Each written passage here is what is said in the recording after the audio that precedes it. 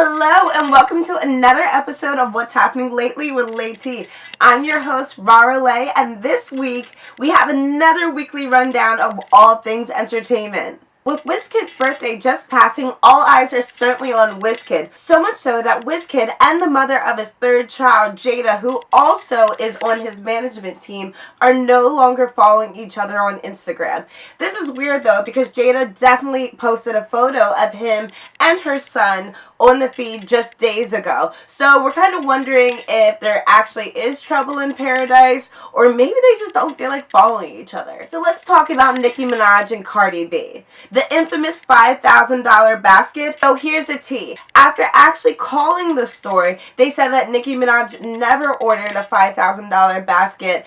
So where did this rumor come from anyways? So apparently a store in New York has opened up, but the products that they're selling are not the typical products that you may be used to getting. This store actually has set up beds inside the store for patrons to take naps. It costs $25 to take a nap in this store, and I'm sure this would be a great idea for traveling people that are just exhausted after their trips. So who knew that the cops could be called on you for presenting a coupon at CVS? Well, apparently after a woman presented a $17.99 coupon at CVS, the manager actually went on to call the police because he believed that the coupon was fraudulent.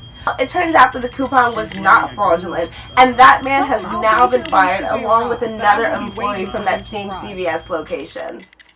When are the police going to start fining people for wasting their time? So it's probably impossible to go online without seeing the In My Feelings challenge. I mean, at this point, I think everybody is wondering if Kiki really does love them. Well, the creator of this challenge, Shiggy, actually finally met Drake, and after meeting Drake is actually paying him $250,000 for helping with the publicity of his single In My Feelings and essentially getting it to the top of the charts. So Jocelyn and Tia Kemp, also known as Rick Ross's baby mama, and Jocelyn, who is Stevie J's baby mama, are both saying that their men need to pay up in their backlogs of child support. Apparently, both of these men are behind in their child support payments, and these women are not having it. Tia Kemp initially made a post, and Jocelyn was quick to comment and say that Stevie J is actually 4 months behind in his child support payments. I guess Erica Mena must have been onto something.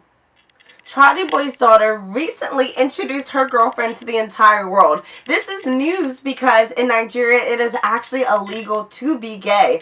And so she decided to make a post indicating that she was extremely nervous about posting this. After posting this, she faced a lot of backlash. Well, Charlie Boy came to the defense of his daughter, saying, "For those going gagas over my Princess Dewey's post, hear this. The best thing about being true to yourself is that nobody can insult you by telling you what you have just told them. Acceptance has to come from within. I am blessed with beautiful children and grandchildren. Thank you, God." Well, it appears that Dewey has the support of her father, and I'm sure that's probably one of her main concerns. International artist Wakanzi blasted another international artist, Techno, after Techno posted this photo stating, "We needed more smoke on set." Wakanzi replied, "Hey guys, as much as we all love techno, please remember that weed is not for everybody. Buying weed with your money is the same as burning your cash with fire. Weed, cigarettes, and masturbation will drain your brain and leave you confused and anxiety and will always make you paranoid. Please take this from me with love." What do you think about the advice that Wakanzi gave to Techno? A Twitter user called out Tiana Taylor and Iman Shumpert after Tiana's interview, revealing that the two actually have threesomes in their relationship. Well, apparently this Twitter user said that previously she felt as if Tiana Taylor and her husband were relationship goals, but after that interview, she no longer really thought that. Tiana Taylor, however, was not here for it because she quickly told her that she was not losing any sleep over this Twitter user's opinion. So let's talk about Judge Brinkley.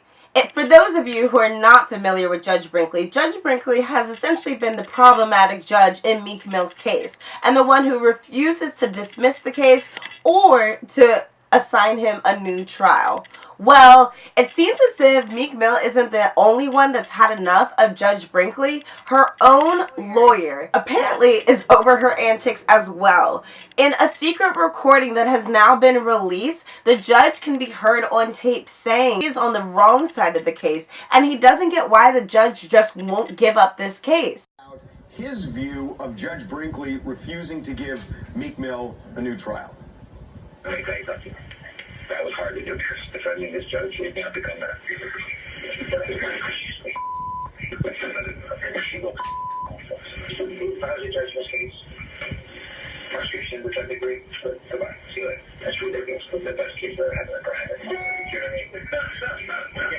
You're on the right side, representing a defendant. We always defend a defendant. I'm representing a judge and I'm on the wrong side.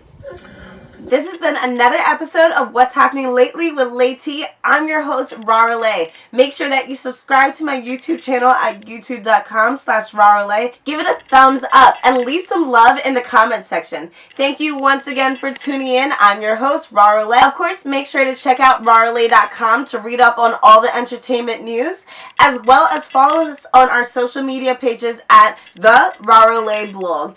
And of course, if you want to connect with me personally, follow me on Instagram at Raro Lae, as well as on Twitter at the Raro Lae. Thanks again for tuning in. I'm your host, Raro Lae.